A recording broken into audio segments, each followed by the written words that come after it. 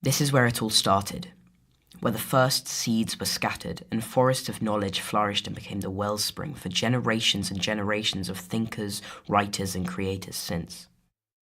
Athens, birthplace of Western civilization, of great philosophical thought, of democracy.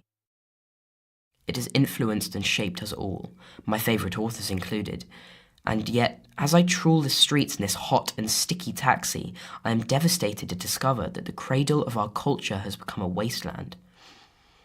Okay, so there's the pretty part of Athens, Plaka, right under the Acropolis.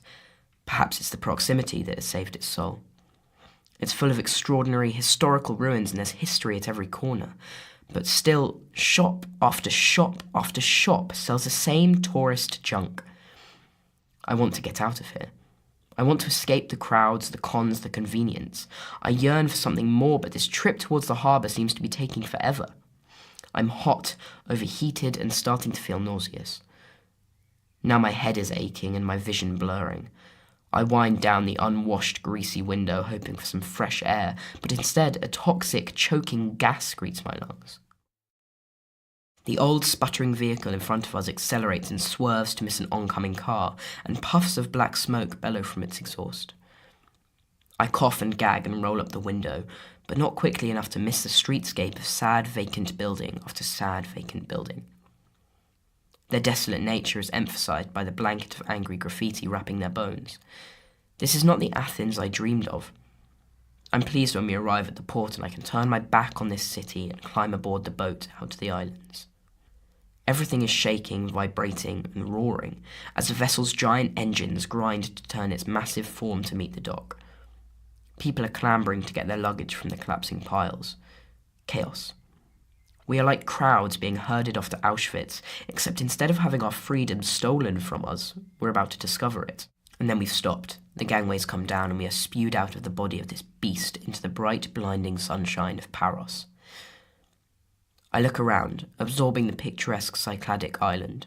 The port is surrounded by calm, crystal-clear water, unrivaled Byzantine footpaths, whitewashed cubic houses, and eye-catching neoclassical mansions.